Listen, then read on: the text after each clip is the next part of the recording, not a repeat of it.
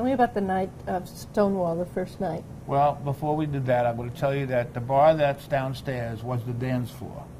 The nail salon next door was the bar. There was an arch, and in those days, if you can go in the bathroom on that side, you can come out on this side. There was no entrance here. It was blocked off. There was no back room and no upstairs. And they built a small hallway with a book at the end of it that when Frankie Shades would open the door to let you in, you had to sign the book.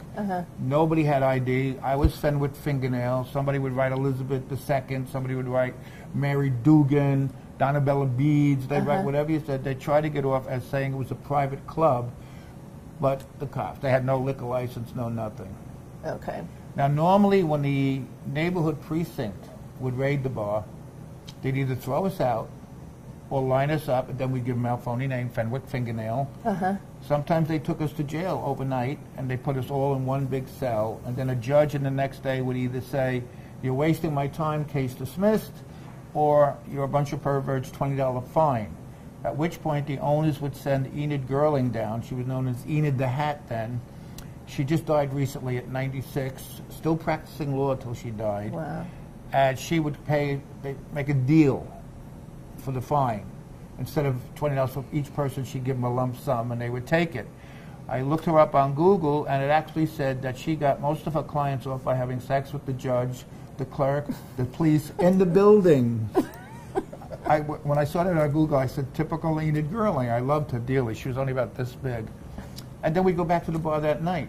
But the night of the Stonewall Rebellion, it was the Vice Squad and police headquarters that were coming down here after the bosses, Vinny, Harry the Horse, Frankie Shade, Fat Tony.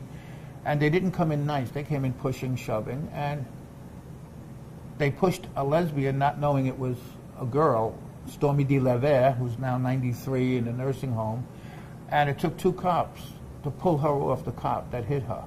She was killing him, beating the hell out of him, because she's still a tough broad. And that was helping start the riots. Now, I was dancing with my friend Charlie Pisano and Frankie Bubbles when the cops came in, and we pushed the door down here where you came in. There was only a plywood wall there. We knocked that out and snuck out that door. And then we joined it. A high heel did not break a window, according to history. Some drag would do a high heel. It was a rock. Because you have a park right across the street. And we threw the rocks, bottles, anything we could find. 2 Queens actually did this constantly until they pulled up a whole parking meter, and we used it as a battering ram to knock the doors down to get to the cops. The police in here actually admitted they were scared death. Because there was 20 people, 40 people, 80 people, 100, 500 people outside. They were calling up the 6th precinct for help, and they were going, sorry, we're busy. Because they were making too much money not knowing there was a bar here. And so eventually when we ran out of, we broke all the windows. Behind the windows was a plywood wall. We knocked that in. We ran out of things to throw. People actually lit garbage cans on fire, and we flung them in the windows with the police in it. Inside there was 1 or 2 lesbians, a couple of guys in drag, one of the owners, 1 bartender who couldn't jump over the bar fast enough, and a few customers.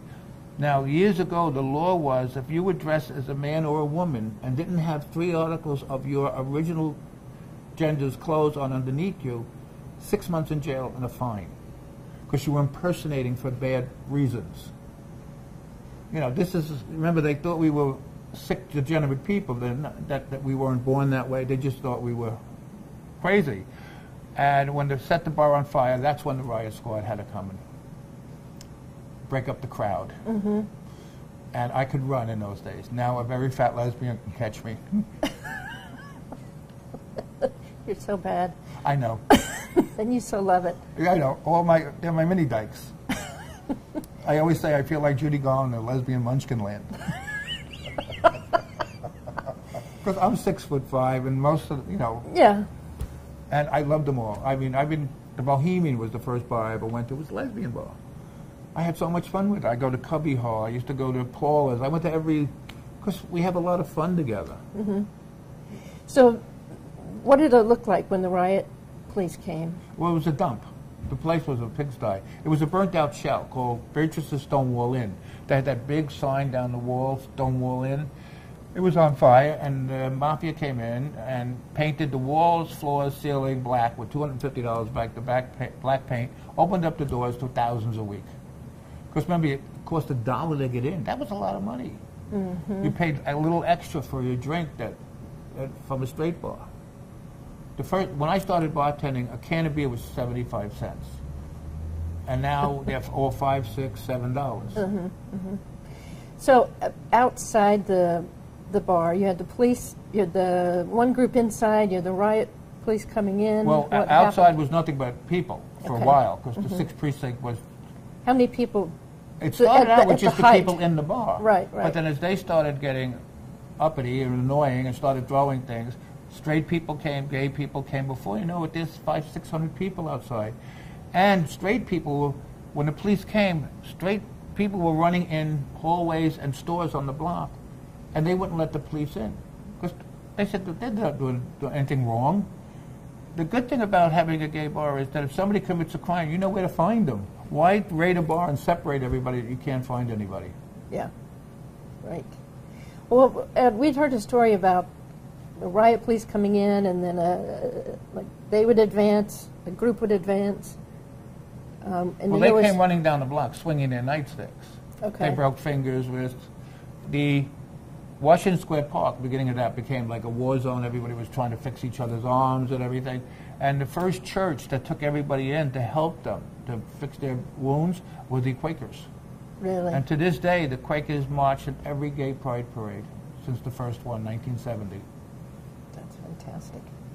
I ran back to Mommy's Chicken Rib, which was a gay coffee shop around the corner where I was manager. And we all said when we sat down, we swear we were here all night long in case the cops come in. Uh-huh. But they never came in. Because every Friday, I had to give a cop a container of coffee, and there was no coffee in it. It was money. Because it was a homosexual hangout. And in other words, not to have your window broken, they wanted to protect us. So it was called Brown Bag Fridays. What happened in the days following? Nothing happened the days in the following. Then it picked up again the following weekend. But it simmered out because our very, very wonderful mayor at the time, John Lindsay, said to the police, "Get out of the village, leave us alone." Now, we always thought he was gay because his wife looked like a lesbian. And his best friend... So she was very beautiful. Very tall, very short hair and everything. And his best friends were Kay Ballard, Anne Francine, and Peg Murray, all very famous lesbians on Broadway and movies. And Peg lived above Mama's Chicken Rib, so every time the limousine would come, and he'd walk her to the door, we'd bang on the window trying to get him into Mama's Chicken Rib, and Peg would laugh like crazy. Because we said, why is he hanging out with lesbians? And his wife looked like one. Because he was tall, she was tall. I don't even think they had children. What do you think when people say the Stonewall Rebellion was the start of the gay rights movement? Would you agree with that? Yeah, well, they had movements in California, but this is one that made national television, papers, everything. And it was the beginning. It was our start for steps on the way up. Great. Now we got our marriage rights, which I don't care about because I'm at my age now. But eventually, we're going to do it in the United States, every state. Even though Chris Christie says no, it's going to happen. Because we're people too. Politicians say, if we can do it for them, why can't we do it for everybody?